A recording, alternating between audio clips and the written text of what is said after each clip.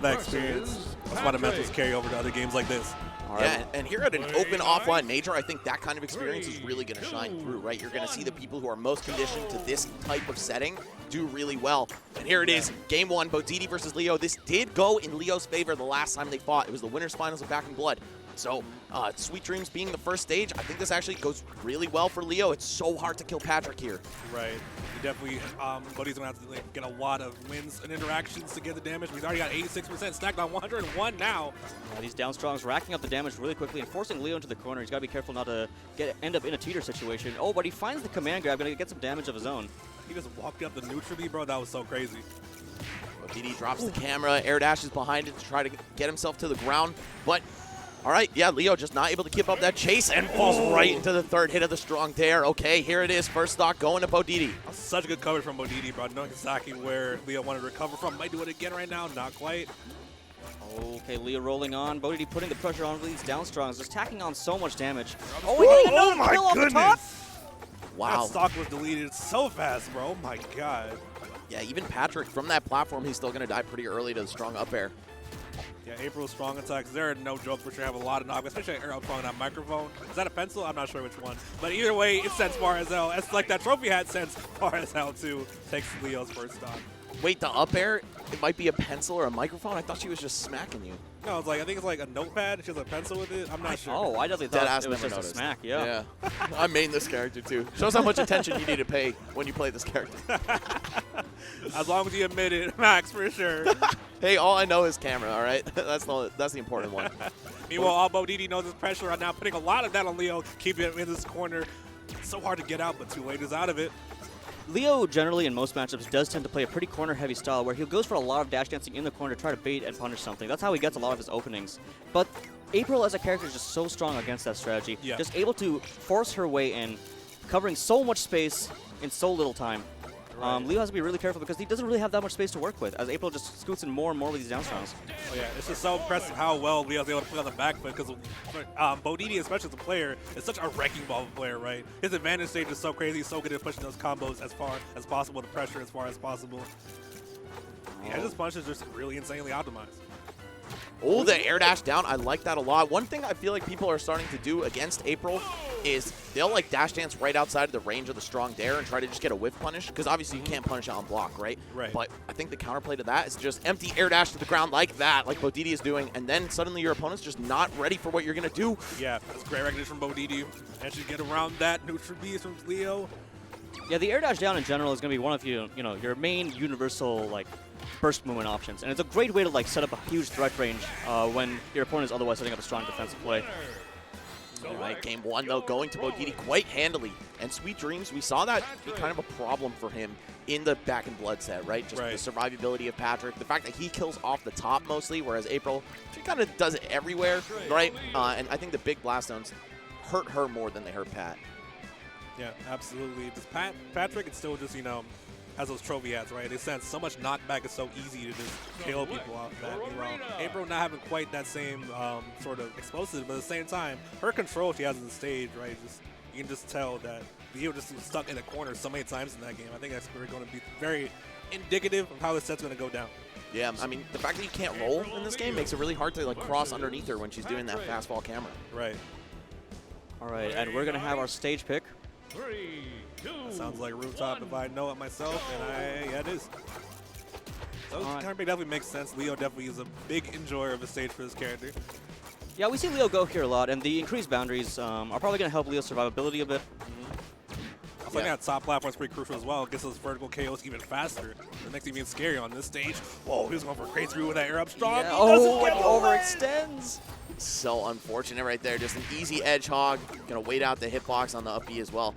Yeah, I feel like this is probably Patrick's like second best stage behind Harmonic, which is definitely his best one and definitely what Bodedee banned. Most definitely, for sure. You do not want to deal with him on that stage at all. All right, things going real well for both so far until the trophy hat comes through. Trophy hat, that was so smart. Bodedee opting to play like an intentionally defensive style, knowing that they didn't have to be the one to initiate the approach, but Leo finding the hard read anyway. Yeah, I think that's really the core of Leo's playstyle is those hard reads, and you have to play that way as a grappler. Typically, you know, you just don't have the normals, you don't have the mobility of the rest of the cast. Absolutely. You got to make it work somehow. Your soft middle options aren't good. Like, as a grappler, you're not good at covering a lot of options at once. But what you are good at doing is surviving for a long period of time. If you can find that one critical opening before they find 100 on you, that's all you need. Right. It's like you always say, Pride, Leo's just so good at not dying, and that's like such a good way to describe it. And that's honestly one thing that's been defining this matchup so far. Bodedee has been doing such a great job at forcing the rinse and repeats on the recovery, something that Leo has historically been really good at denying. Yeah. And just Bodedee just covering just so much with that air down strong with the boom mic especially. It's just very hard for Leo to pick the right option in those situations. Yeah, how does Patrick keep up with the range of these normals with the safety on block, especially when he's looking for grabs, right? Yeah. It's just so difficult. This matchup, I mean, oh, okay, that's your saving grace, yep. Yeah, see, typically, one of the ways that Leo tries to find grabs is that by dash dancing himself, he tries to condition his opponent to play the same dash dance and block game, and then once his opponent is blocking, he gets to go in with the grab. But it seems so much harder to get April to start blocking. Right. She just used to, you know, being able to dictate the match with just these very long normals like that one that April just did to take Leo's last stock in the second game.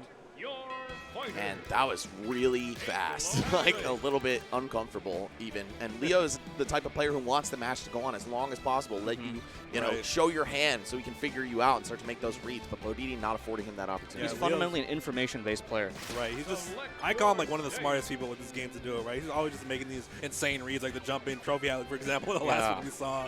He's just so good when he has that time. But Bodedee, again, the wrecking ball, I call him. He just like, he always wants to end it as soon as possible. So are we maybe expecting a stage like Erkin to force even more interactions to try to get those reads?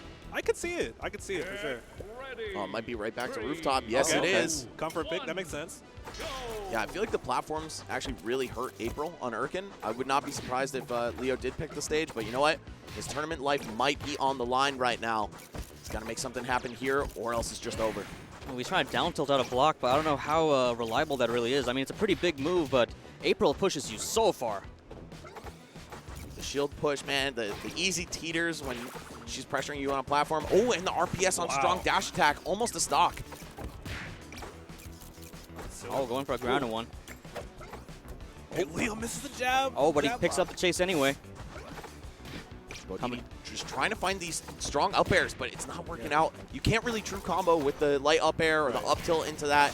Leo's been playing the disadvantage so well, making Bodedee work so hard for that KO, but eventually he does find it.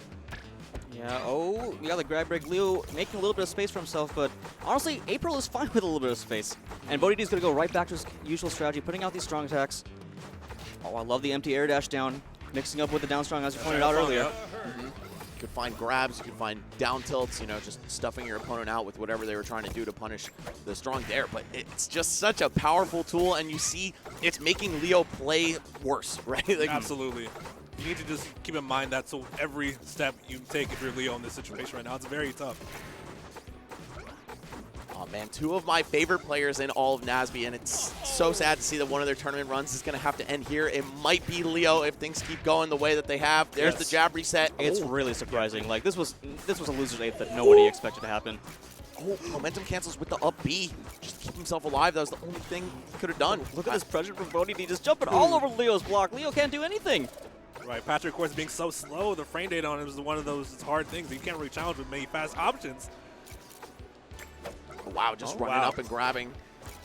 Actually finding Bodedee in block. Well, they didn't teeter. That was going to teeter, though. Bodedee will take that stock. It has Leo at his last stock of the tournament. Leo needs to make something happen crucially if he wants to stay alive. See, the accumulation of all those reads, all that information that Leo has gathered throughout the set comes down to this. We need to see it all in action. And the hard part of this point is that Leo knows that he's running out of time, which means he's under pressure to make those reads, even if he doesn't truly feel like he has them. Okay, there's one, though. The snare off the side. Barely with the grab. It's a bad position off stage. Camera's on, that's it! Set. Bodedee takes it over Leo 3-0 and knocks Leo out of the tournament. Congratulations to Leo, getting 7th place here at Genesis. That just sounds wrong, dude. I know, That's yeah. so The Back in insane. Blood champion? Right. That's just goes to show how much competition there still is in this game, right? There's this crazy upsets. We've seen, like, Mario Sarah, for example, had a crazy run. He's in winner's side semis. So it's just like, it's competitive, man. It's pretty crazy out here in this game.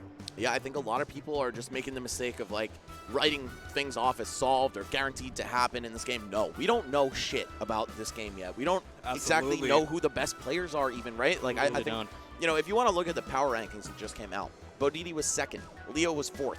Leo's tournament run ended here at 7th. Mario Stair, I think it was 12th. Yeah. He's in winner's side. 16th. 16th. 16th. Yeah. Wow, 16th. Jesus Christ.